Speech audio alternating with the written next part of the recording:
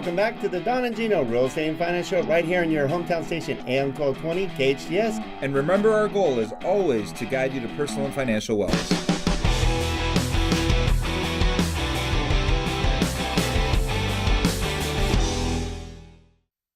Well, happy Saturday from the Don and Gino Real Estate and Finance Show. That's right, every Saturday, 9 a.m. to 10 a.m., sharing what you need to know, want to know, should know about real estate finance, your community, and so much more. And we do that with our great experience for 7 years now, really 60 years in the real estate and finance world, and great guests like we have today. That's right. We have a good friend of ours and a member of America's Professional Resource Group, Lou Esbin. Hey, how are you guys? Hey. Good to see you. First time this new year, I guess I could say. Yeah. Happy New Year, right? Yeah, very cool. Yeah. Good to see you guys. Yeah, we talk about the America's Professional Resource Group. Remember, we've been doing this for 7 years, so what we've done over the years is interview some of the best of the best and find out who is really the best, who's accountable to us, accountable to you, accountable to our community, and does a great job year in, year out, helps us, helps our clients, and we put them together in one group called America's Professional Resource Group, which you can find out more at aprgi.com. It's aprgi.com.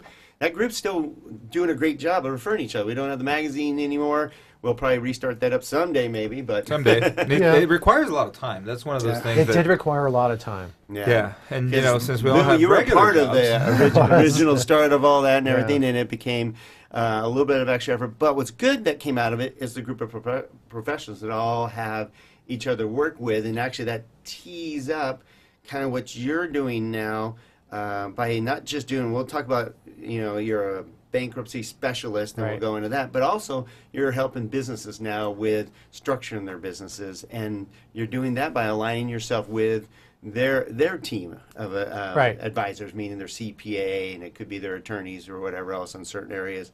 So what are you doing right now, especially with tax reform? Well, so I've always been kind of the conductor of the orchestra. That's and a good I've way always, to put it. like with APRG, I was putting together a team. So I work with CPAs and other professionals who refer their clients to me. And so we're doing a lot more. I've always maintained a practice of forming corporations and limited liability companies. And what I say, I counsel my clients on how not to fail. Right. You can go to Amazon or a bookstore and you'll see thousands of books on how to succeed. But look on the shelf on how not to fail, and there is none because I haven't written it. And there should be a bunch of them, because I think it's some crazy number, like 80% of businesses do fail. Right. So my whole thing after Even worse if you're a restaurant. Right. So my whole thing after practicing law for almost 35 years is I've learned how to counsel clients on how not to fail. And so they come to me, I'm able to read a spreadsheet and look at things and read the tea leaves, and like you've got this crystal ball here, I'm able to look at things from every perspective, get together with the other team members and counsel them on what they really need to do. Because one size does not fit all. No, not at all. No, and also like the pieces of a puzzle. So if you go to the toy store and you get a puzzle and you dump the pieces out on the table, it's always going to form the same picture. But life doesn't do that. You dump your life pieces of the puzzle out, and depending upon how you put them together, you get different pictures. And so my job is to put the piece of the puzzle together in different ways, so people get to see things in different ways and make their decisions on what's best. That's why we put it's APRG interesting together, right? Yeah, and it's interesting you mentioned that, because what we've talked about a lot here at Skyline Home Loans is we've seen a dramatic change. Even with the same players, we've changed the workflow a little bit, and just doing all the same tasks in a different orders. It's unbelievable the net yield we've gotten. Our escrows are under 20 days now. Yeah. So our average escrow here at Skyline is 17.6 days. That's industry leading. And really what we did is change the order in which things get done. Well, what's so important today is how you use your resources efficiently, and that's a big part of it. Clients who have had lots of employees. I'm not saying that employees are bad things. I think everybody should be able to make a living, but when you're running a business, you have to have your top employees working for you who can work efficiently, so that you as the business owner can make a profit, so that you can continue to employ them. And that's something that we look at, is the efficiencies of all the resources. Well, I love that you, like you said, other than just the bankruptcy, we'll go to that in the next segment, because you have some really key topics of how some things are changing in the bankruptcy world. So I love the insight you're going to give on that.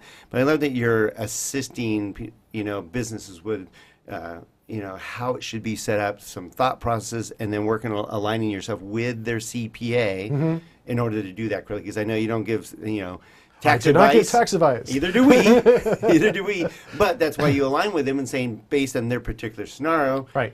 I can assist them with this because they need an LLC. They need to go in a court. Because I know a lot of businesses are now going that direction with tax reform. There have been changes made, and the accountants got really stressed out towards the end of the year, and they've been substantially stressed out since the beginning of the year on how to manage these things. We, right after the first year, we probably tried to about a dozen filings of limited liability companies and corporations, and some of them are now just coming out of the Secretary of State's office. Wow. The Secretary of State was so backed up. We were paying expedite fees to get our corporations and limited liability companies filed as soon as possible because the accountants are all over us for it. And we were able to get, I think we got the last of them through the other day. You know what's interesting about that, right, is that, depending, the tax laws really did fluctuate only in a few areas. And one of them was with the way you get paid versus, a lot of what used to be employees now incorporating so that they can be paid as corporations rather than employees. And that was a good switch. That was the elimination of the 2106 expenses and the exempt profitability of the pass-through, right? Right. So, well, the other thing is that what I saw from the changes is that the independent contractor business model, which if you were to go to Sacramento, as I've done with a lobby group, and you want to talk to the people up there, when they refer to independent contractors, they go, independent contractors. So they don't believe that. And to see what exactly he was talking about, you need to go to don&gino.com and watch the live streaming button so you can see that in video. You can see the quotation marks. Yeah. Well, they don't believe that people should be anything other than paid slave laborers.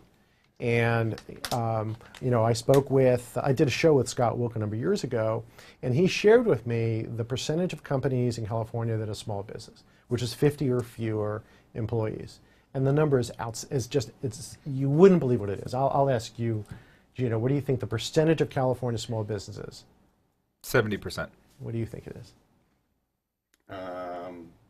Probably, I'd say about 80. Over 97%.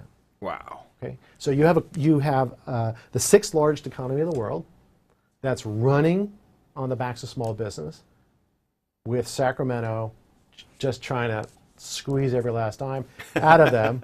I'm sorry if I was being political, but that is a fact. It's not a faked fact. It's a true fact. It is. But with some of this tax, it's kind of funny. There's a lot of what could you call it? Political angst when you're talking about the Democrats versus the Republicans or the president and things like that. I think we all agree that California is expensive. I don't see a lot of disagreement there. And yet, last week I attended the Global Startup Grind up in Redwood City, and innovation and entrepreneurship is alive and well and just kicking butt in California. Well, it truly is. Then it's on phenomenal. that note, because you're helping with the small business owner, how can they get a hold of you, Lou, so they can get a true professional that understands the law, works side by side with their tax attorney, it could be with their CPA, whoever it is. Tax professional. Tax professional, thank you. How can they get a hold of you? My website, esbinlaw.com, ESBINLAW. .com, and they can also reach me at my office, 661-254-5050. My email is louis, Louis, at esbinlaw.com. All right, there so we go.